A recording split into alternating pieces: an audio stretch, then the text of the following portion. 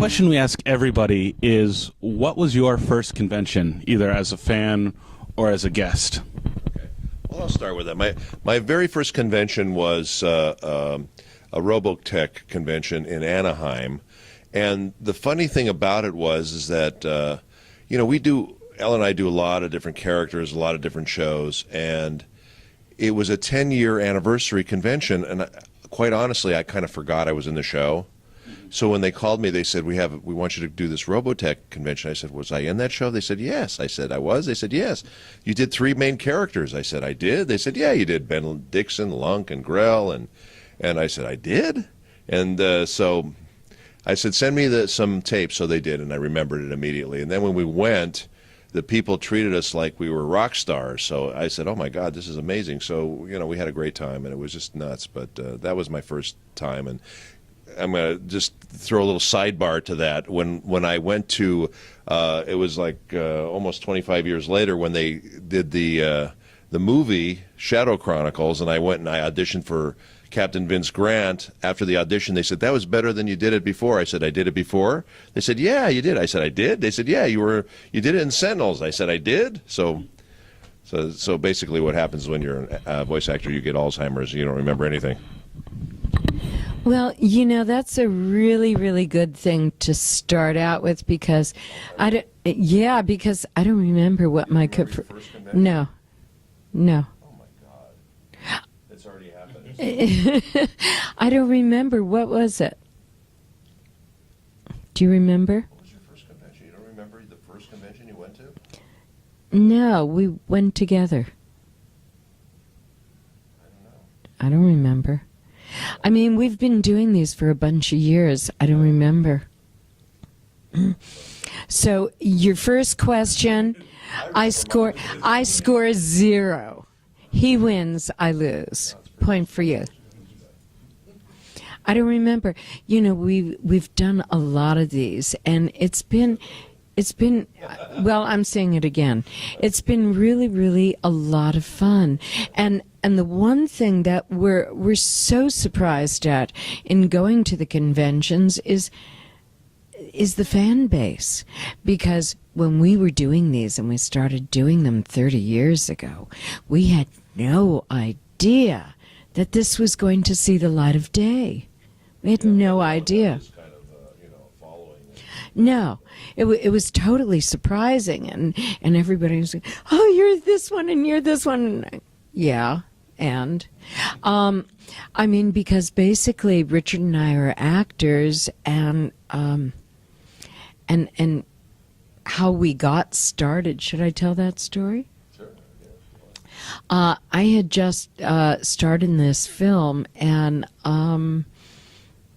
at the end of the film, they said, one of the guys came over to me and said, I'd like you to audition for a film. We need voice work. I said, okay. I said, are there guys? I said, yeah. I said, can I bring my boyfriend? My boyfriend. So anyhow, I got all the female roles, and Richard got the male lead. So, that was the beginning, and then it just... It was like a set of dominoes. We just continued. But we had no idea when we started out doing anime. I mean, nobody even called it anime. It didn't have a name. It was Japanese animation, and we worked bastard hours. We worked like 9 till 2, 3 in the morning. And we never knew it was going to see the light of day. We said, who's going to watch this stuff? That really was what we thought.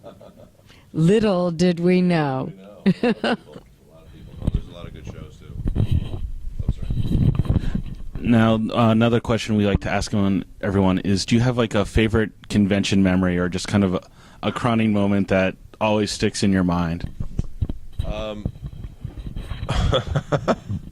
Well, I don't know why my mind immediately goes to this. There was this one girl one time who asked me to sign her boob, and Ellen was next to me, so I of course deferred to her. I said, you have to ask my wife, So Ellen gives her the once over, and says, okay, let him sign your boob. And so she had very, very large. They were about the size of my head, each one. And The size of watermelon. yeah, they were huge. So anyway, it's like you're signing it, but I realized I was kind of holding it, to sign it, and I kind of realized, I stopped for a minute, I kind of looked at Ellen, and Ellen was like burning holes in the back of my head, and No, so it was. I thought, that much. She had a ton of signatures all over them, and I thought, well, I'm not signing them. You could have written a book on those breasts. That's all I say. Yeah. But that was, I don't know, that was fun. But I have to say, that silliness aside, I mean, that comes up every once in a while at conventions. But the thing that I really enjoy, I enjoy two things really. One is meeting the fans, because we're stuck in these dark booths all day doing this work. And it's not like we're on stage where you get an immediate response from an audience, or you get, So when we meet the fans and they're passionate about the work, it's just really fun to experience that and meet them and see their joy and passion for this stuff. The other thing is, I really enjoy traveling a lot, and this has enabled us to go literally all over the world. We've been to Australia and England, and we just got back from Ireland a couple of months ago. And all through the United States, we've been to New Orleans, and all through the U.S. Washington D.C. We got a private tour of the White House. Actually, that was cool. And the Capitol. Yeah. So I mean, these are things that for me are wonderful and really a nice perk to doing the business. And the great thing about being married to Richard is we share a lot of the same priorities.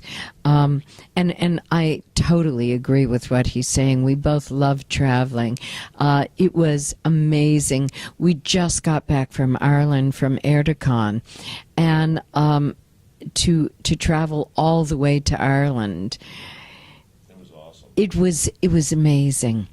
And see these people that you go to these places, and they're so familiar with your work, in these other countries. That's kind of mind-blowing. yeah, because you go into your house and you have your little rooms, and your life kind of revolves around that. And then when people all over the world understand your work, it's really mind-boggling, and it's so serendipitously surprising and wonderful.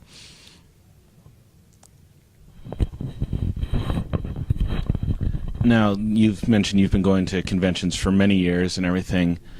Is there anything you see at a particular convention or in general that is something either you wish more conventions took into practice, or you wish more conventions kind of avoided like the plague?